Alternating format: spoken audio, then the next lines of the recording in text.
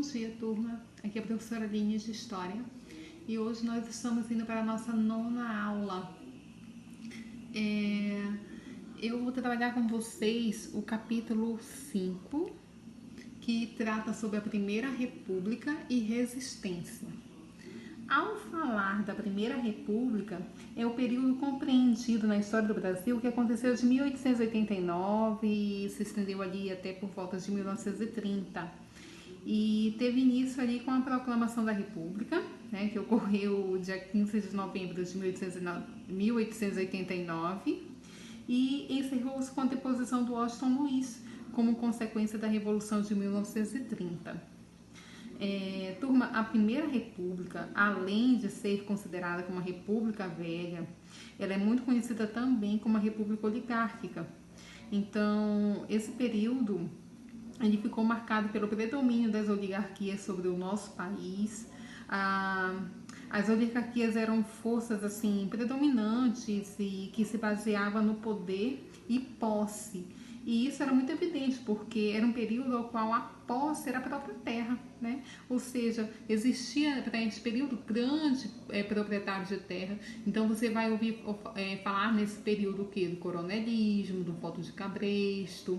Também vai ser um período ao qual vai ter a política dos governadores, a política do café com leite, o convênio de Taubaté e tudo isso que nós discutimos na aula anterior. Falar em resistência dentro desse cenário político é falar de movimentos, insurreições que eram contrários a esse sistema político adotado. No livro de vocês, a primeira imagem que vocês vão se deparar é com esta, que trata sobre a revolta da vacina de 1904. Essa revolta, ela foi uma rebelião popular contra a vacina anti-varíola, que ocorreu ali no Rio de Janeiro em novembro de 1904. Então, na época, turma, quem estava como presidente era o Rodrigues Alves. Então, quando ele assumiu o governo, ele se deparou com o Rio de Janeiro assim, tipo, jogado às traças. Era uma cidade bem insalubre, que acumulava assim, toneladas de lixo, e isso acabou que contribuindo para a proliferação de diversos vírus, como a varíola, e fora assim, ratos que estavam por todas as cidades, mosquitos transmissores de doenças, enfim, como a peste bubônica, a febre amarela.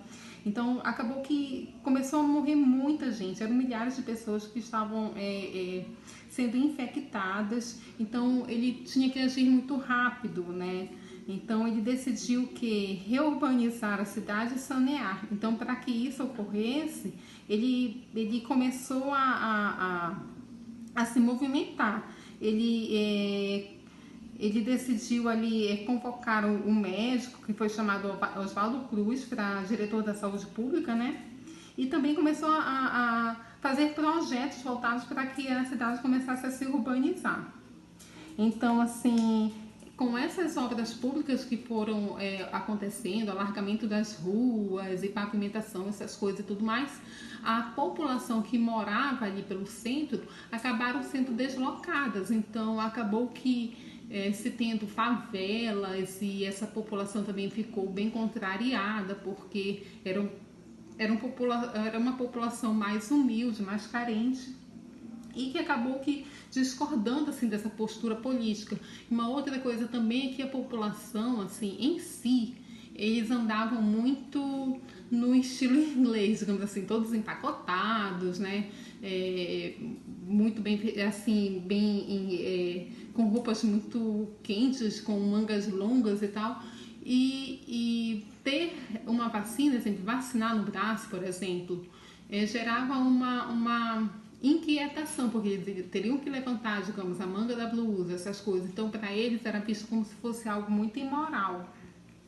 Então, toda essa situação e mais a imposição depois do próprio, né, Oswaldo Cruz, que ele foi contratado para combater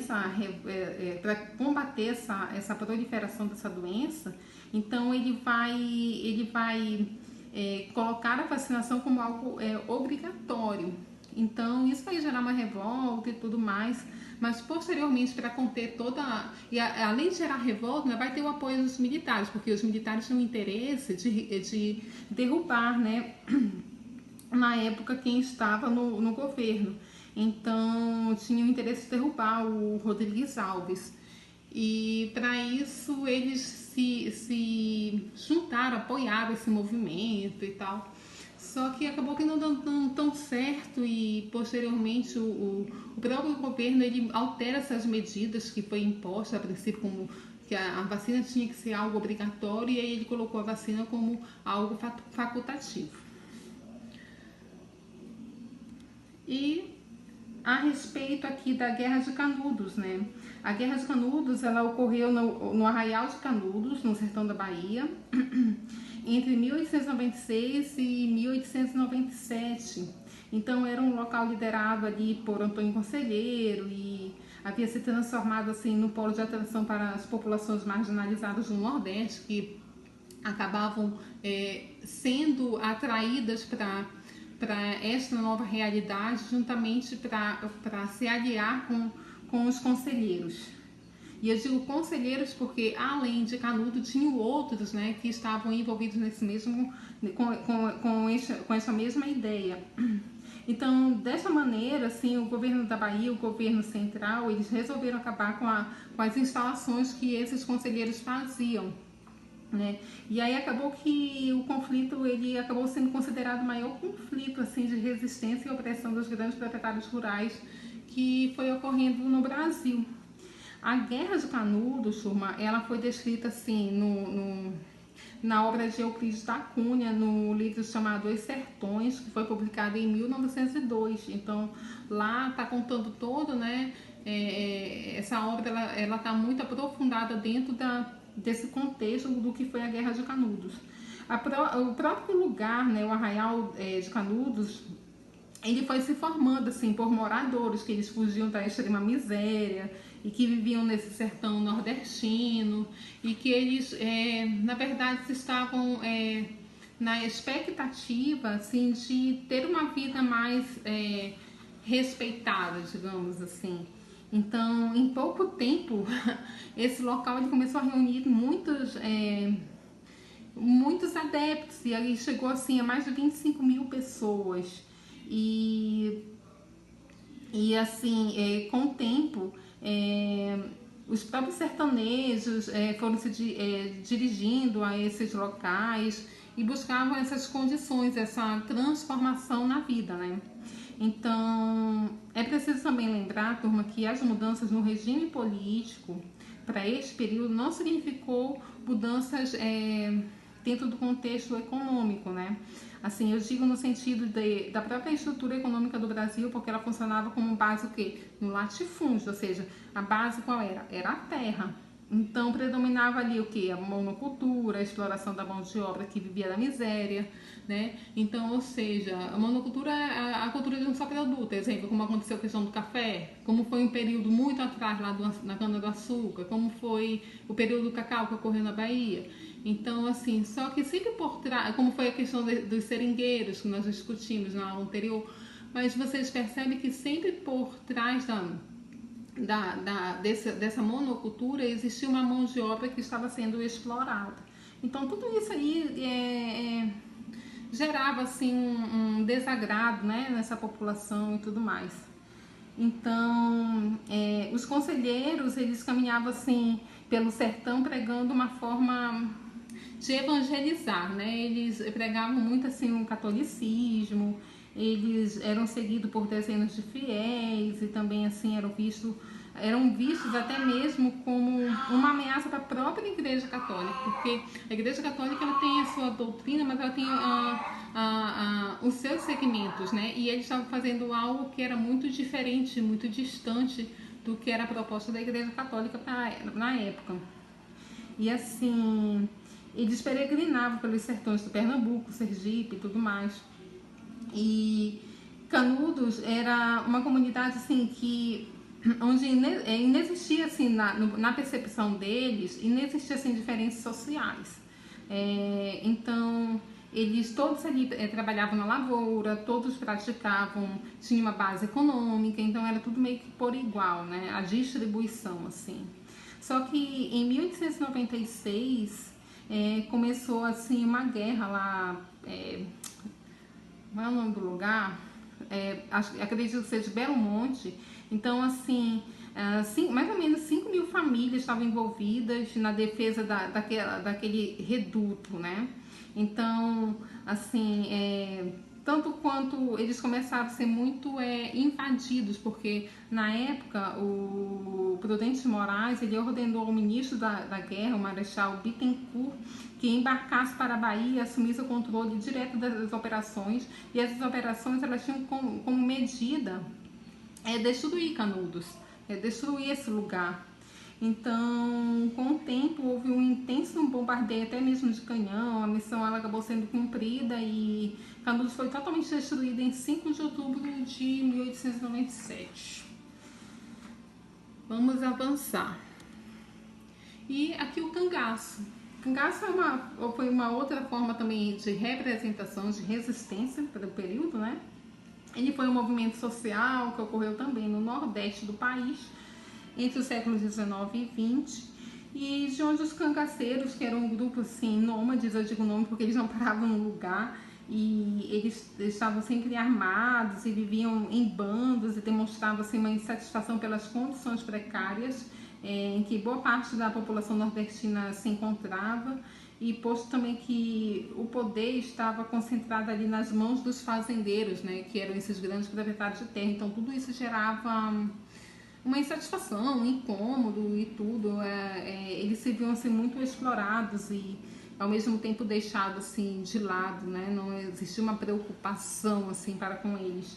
Então, esse termo atribuído, turma, tipo esse fenômeno social cangaço, ele deriva da canga, que é uma peça de madeira utilizada na cabeça do gado para fins de transporte e nesse sentido, assim, eles eram nômades, como eu coloquei há pouco, né? Eles carregavam durante suas caminhadas muitos pertences e por isso, assim, eles escolheram esse termo o cangaço. Então, assim, os cangaceiros, eles eram conhecedores da caatinga, eles também tinham conhecimento das plantas, dos alimentos, e durante muito tempo, de 1870 até 1940, eles dominaram todo o sertão nordestino, e muitos deles eram protegidos assim pelos coronéis, mas tudo isso com troca evidentemente de favores.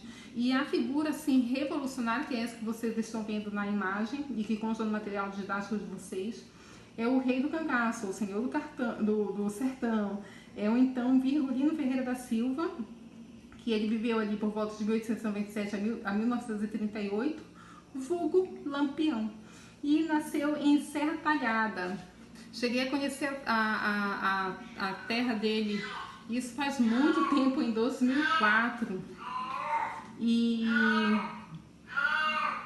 ele teve a sua esposa, né, sua mulher, foi a Maria Gomes de Oliveira, a Maria Bonita. Ela viveu ali por volta de 1911 até 1938 e foi um dos ícones assim, desse movimento cangaceiro, sendo a primeira mulher a participar do grupo.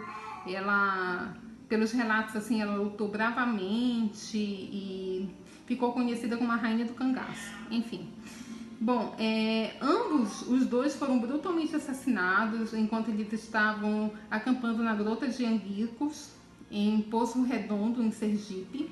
E numa emboscada, eles caíram numa emboscada em 27 de julho de 1938, pelas autoridades na época, dentro do governo de Getúlio Vargas. Então acabava que chegando ao fim esses dois ícones assim, do cangaço, né? Eles foram considerados assim, pelas autoridades da época como pessoas altamente perigosas. Vamos avançar. E aqui a imagem que vocês estão vendo é a revolta da Chibata, que foi em 1910, que foi uma agitação militar da Marinha do Brasil, né, ocorrida ali no Rio de Janeiro, de 22 a 27 de novembro de 1910. Era uma luta contra os castigos físicos, baixos salários, péssimas condições de trabalho também, e as principais causas dessa revolta se deu através de um levante que acabou sendo liderado ali por João Cândido Felisberto. Ele era um marujo, negro, analfabeto, e o motim terminou com a morte do comandante por navio, e a qual eles aceitaram abandonar ali a nave de guerra, digamos assim. E muito assim das reivindicações dessa revolta, ela apontava assim o fim dos castigos físicos que eles sofriam, as melhores condições e alimentos de trabalho, de alimentação e de trabalho, e anistia para todos os envolvidos na revolta. Então isso aí essa revolta, ela vai chegar a ser atendida, viu, turma? Na época, quem estava como presidente era o Hermes da Fonseca, e ele tinha acabado de tomar posse. Então ele acabou que encontrando essa crise, né? E essa crise ela era originária desses marinheiros, enfim. Então os navios desses rebeldes, eles bombardeavam a cidade do Rio de Janeiro para demonstrar que não estavam dissimulando, que eles estavam falando sério. E acabou que no dia 26 de novembro, o presidente Marechal Hermes da Fonseca, ele acata essas reivindicações dessa revolta e acaba aqui encerrando o episódio. E é isso. Turma, essa foi a nossa aula. Eu desejo que vocês possam estar ali acompanhando o material didático, lendo o livro de vocês. Vocês vão verificar a atividade no PDF para que vocês possam desenvolver, e eu vou ficar aguardando o feedback de vocês, tá bom? Abraços e bons estudos!